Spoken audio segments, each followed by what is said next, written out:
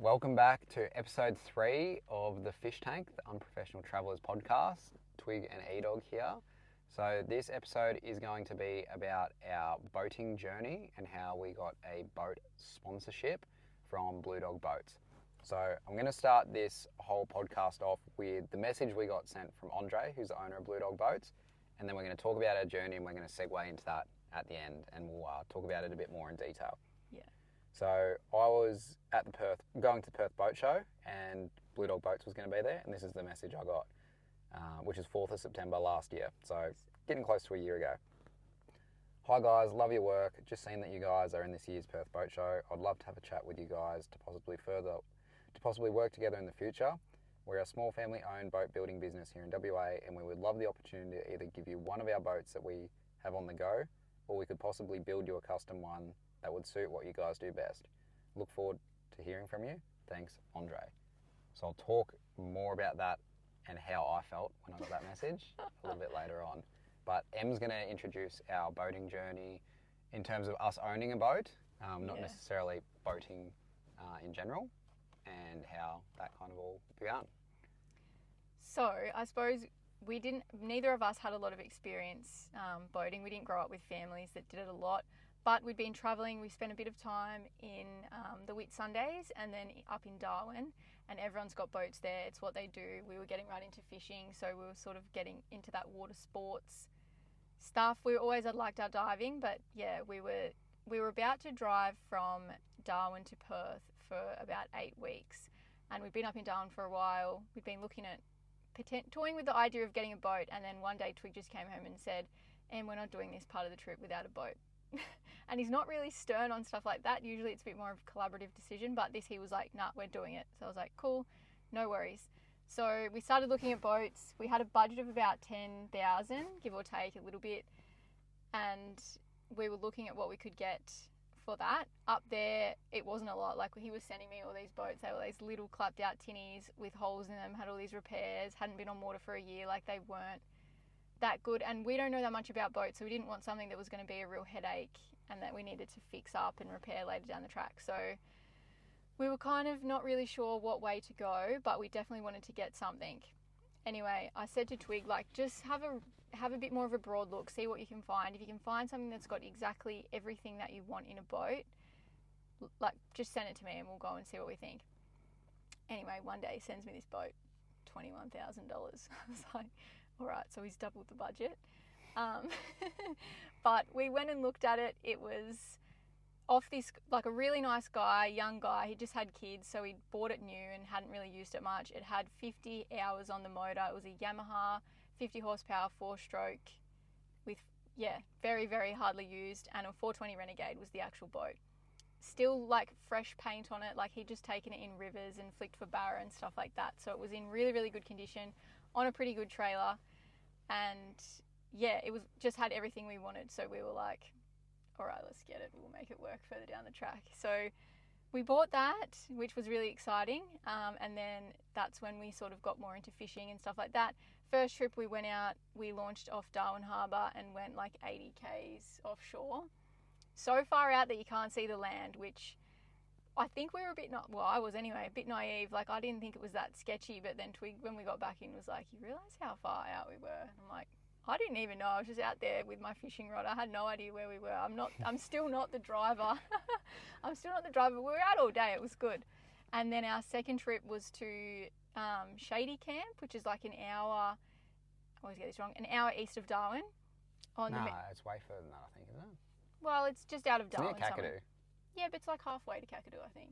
Anyway, wherever that is, you can look it up. It's Mary River, which is the most croc-infested river in the world, or Australia. Definitely Australia, maybe the world. Which I've got a sneaky little story to tell you about. A very good story coming later soon. Down the track. Yeah, that is a hell of a story. Not clickbait. Yeah. It's near-death experience. Yeah. But yeah. Hold on for that one. It's been good for me in many ways. No, don't spoil it. Don't spoil it. Anyway. Not that Em nearly died, but yeah. Shut up. So yeah, we took it out a couple of times off Darwin, but we really bought it to drive from Darwin to Perth. So we bought the boat August 2023. We left for that trip a couple of months later, and We did take it out a few times, had some really good times out on the Ningaloo, caught some really good fish, but we didn't get great weather. Like the weather that whole time, like Karratha, Broome and everything was super windy. So we didn't really get to use it for what we wanted. So we got down to Perth and started doing way more fishing there. Maybe you talk about the Perth bit. Yeah, so Unless I've missed anything. Well, no, not really. So Ningaloo, Exmouth was what I was most keen to travel, like go on our lap. So we were like 2 years in. I'm like, can't wait to get in. Need to have a boat. Like the whole west coast is just desert, and then coastline. So I was like, we need a boat for it. Diving, fishing, all that. Our timeline of when we were working and what ended up happening, we just came down at the wrong time. So it was really hot and windy. So we missed when it was good. So like, all good. We'll go to Perth. We'll work for a couple of months, and then we'll come back up for the winter. So we get to Perth, we're living with a mate, we're trying to use the boat in Perth, and there's just massive fishing bans. You can't like fish for 6 months of the year for demersals, and then when you can fish, it's just windy all the time, and it's pretty. And we were out. in a tinny, like it's it was still restricted a bit with being a small tinny. Yeah. So another thing you'll find in Perth, everyone's really like worried about the ocean and weather, and it's like, oh, you can't go like a couple miles. Everyone is just, you need a big boat, you need this, you need that.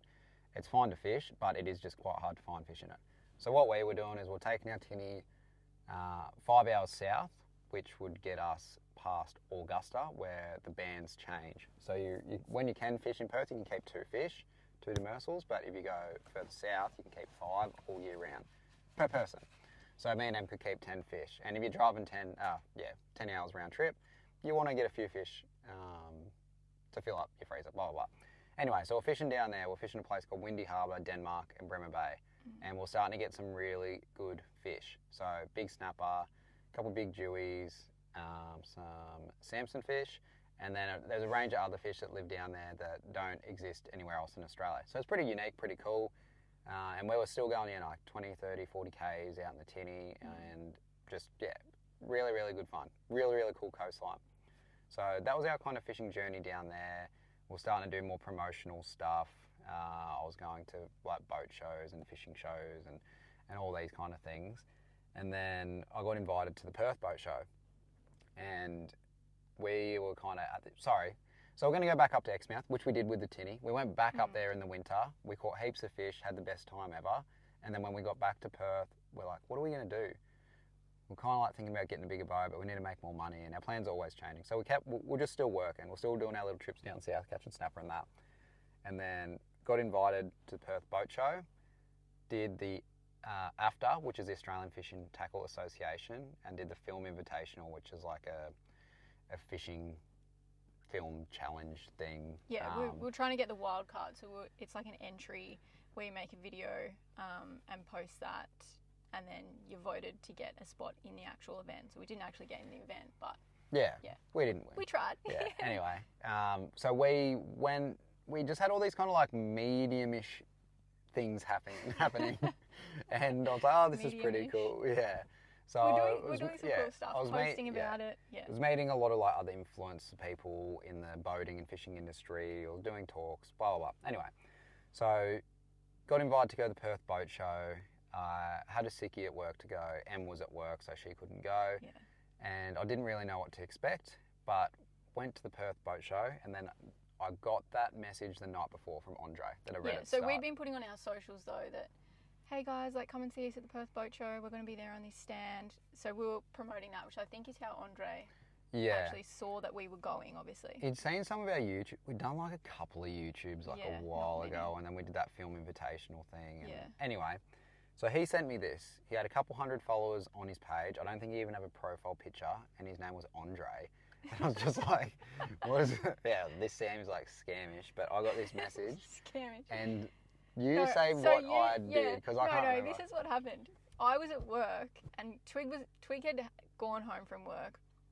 We were doing swing work, so I was away, he was away. He was about to leave to go to the boat show, but he called me. I'd just finished work, and he called me and was like, Em, go into our Instagram now and check our DMs. And I'm thinking, oh, what's going on here? Like someone sent us a thing hating, or we've upset somebody, or you know how you just think like a bad things happen. Go into the inboxes, and like that message Twig read this before was the message that was in there about giving us a boat, and I was just like, I can only imagine his face right now. Like, he would have been like a little kid in a lolly shop. Like, he was stoked. So I called him straight back. I was like, what the heck? Like, do you know Andre? Like, how has this happened? Like, did he just stumble across us? Like, what's the go? And at the bottom of the message, he's like, would love to catch up with you about it. So I think you replied and said, Oh, I was skitzing out. Twig I was like, frothing, let's go. like next level frothing. But I was like, what the heck? Like, we need more details. I'm like, yes, absolutely, go and catch up with this guy. Because Twig replied and said, yeah, this is hey, so mate, this is what I yeah. replied. Hey mate, for sure, would love to catch up. I'll come say good day and have a chat over a beer. I'll be roaming around getting content for people like yourself. Blah blah blah. So sweet. Anyway, so I get to the boat show, go over to their stand, and it's Andre, his old man, his mum, his partner, and his best mate. And went out to chat to him, and yeah, like straight away I was kind of like, we're old mates. Got on. Yeah. It was just like instantly really good. got along. Did a bit of content stuff for them, helped promote some of their boat, and yeah, we went out that night, got on the beers, and he's just like, yeah, like, do you want a boat? And I was like, fucking no. I was like, so what's the plan? Because we were planning on travelling again, and it's like still working, but like moving around and leaving Perth. And he's like, oh, well, I've got this 5.5 metre centre console. Is that something you'd be interested in?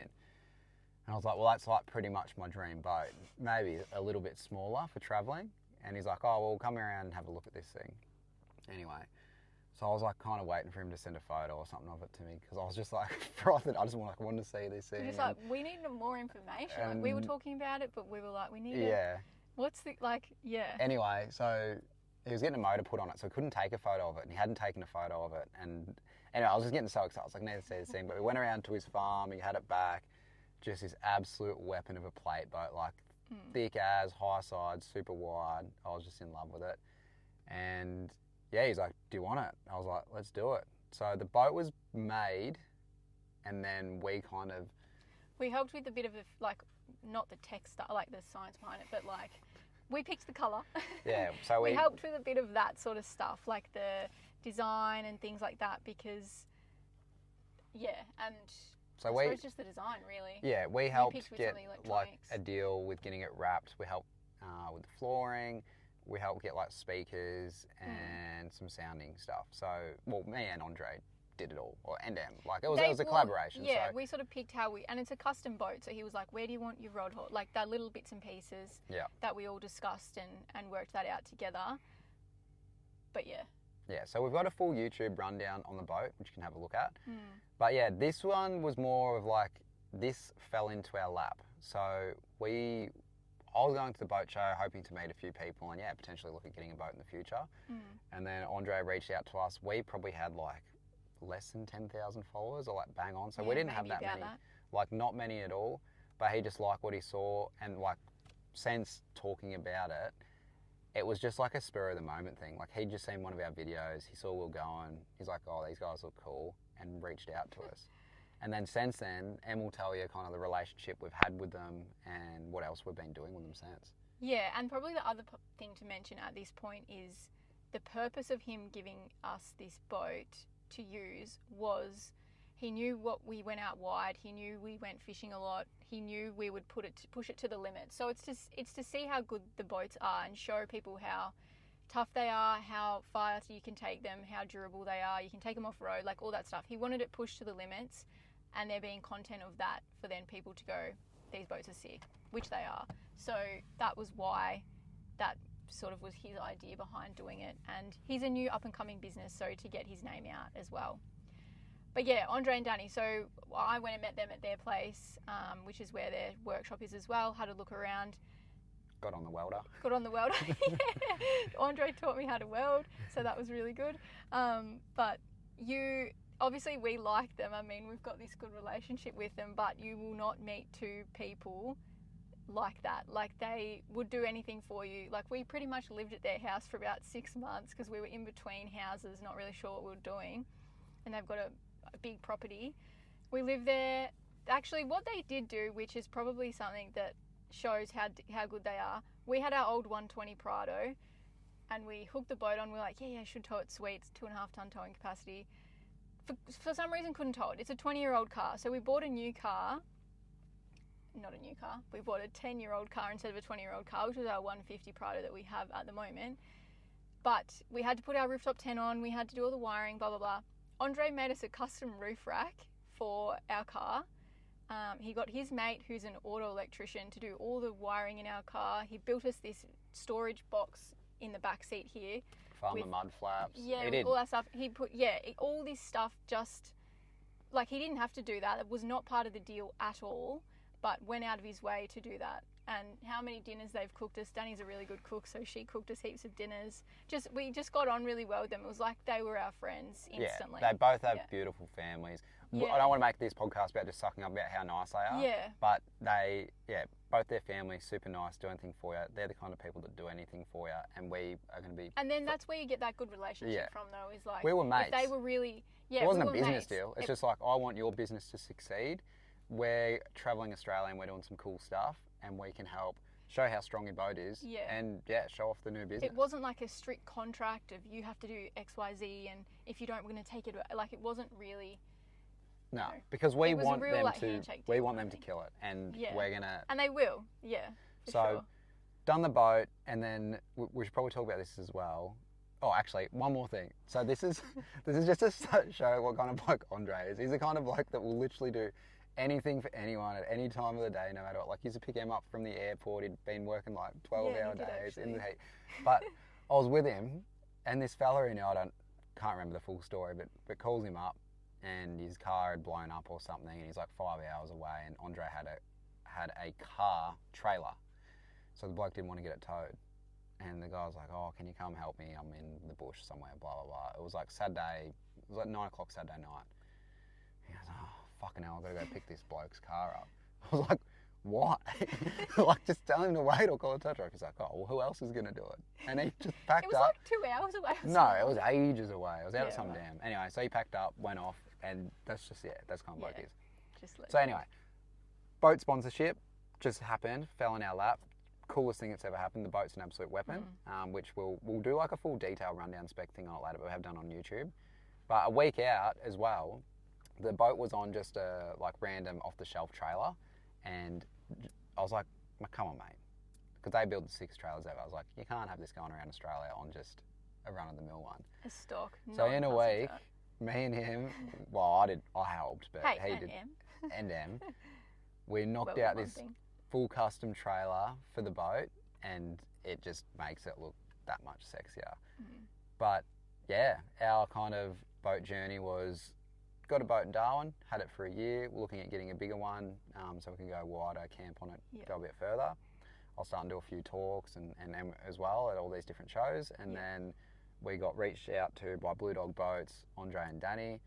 And then we just became really good friends with them and their family and all their friends as well. We ended up living with them, doing a bit of work for them, or like not work for them, we're just helping them around their place, like building boats and stuff like that. Have a super good relationship. And then our plans kind of in the future from now, so we're sitting at the boat ramp at Coral Bay, is we're going to the Finacle, which is a boat show, it's not a boat show, it's like a show in Karratha where we're showing all the boats off. Yep. We've got the Montebello's trip planned on the boat. We have got a 11-day trip through the Kimberleys. Yep. And we're going to try and get out of Onslow to all the other islands, Long Island, which is off Exmouth, and that as well. So we've just had the boat in the water for about 2 months At the Ningaloo. on the Ningaloo. Hasn't missed a beat. We've done 400 hours on it in a couple of months, so it's been Our getting biggest used expense so in much. life at the moment is boat fuel, and we're like, what a good problem to have. Yeah. It's so good. But yeah, we're trying to do what they wanted, what this was intended for. We're trying to push it to its limits. We're trying to show people what it can do, how it is such a good touring boat. It's the perfect size for it. Like it feels like a big boat, but you can still tow it anywhere. Yeah, everyone loves it. Everyone that gets in it just it's sick. I don't want to go on about how good it is because it just sounds a bit gross, but it is Sounds a a sick bit boat. salesy. Yeah. But yeah, it's our boat journey. So really, after having a boat for a year, we were offered a boating sponsorship, which call it lucky, call it whatever you will. We just reckon it's sick, and we are so grateful. But yeah, we're taking it around Australia, pushing it to its limits. And if you have any questions about the boat, about our boating journey, anything else like that, hit us up and we'll answer them. And this is a testament too to social media. Like, we are not big names at all, but we posted consistently. We put up what we were doing. We were not showing it off, but we were just getting it out there. So if that's something you're interested in as well, Yeah, do it. right do it. place, right time. Right place. Like sometimes things just work out really well. So we've done our 3 kind of intro podcasts now. We have a heap that we've done with other people, so we're going to be pumping them out each week. But every now and then, me and Emma are going to get back in the booth, probably in the car. We would like to have them all in front of It's these. just so windy. It's the most beautiful scenic backdrop behind us at Coral Bay, Yeah. but it's just windy. So Windy's how we won't be able to hear a thing. we are going to start pumping out some of these newer ones, and then we'll come back. Emma's got a really good couple of stories she wants to tell. No, I've got one really good story to tell, and that's all I'm going to say about it. Some people know this story already, but I'm just going to allude to it. I did allude to it before, where the location of the story takes place, Mary River. But, yeah. We'll leave it at We'll that. leave it at that. Thanks for listening to The Fish Tank, and we will have an episode coming out next week with someone different than us. Yes. See you then. Thanks, guys. Talk to you later.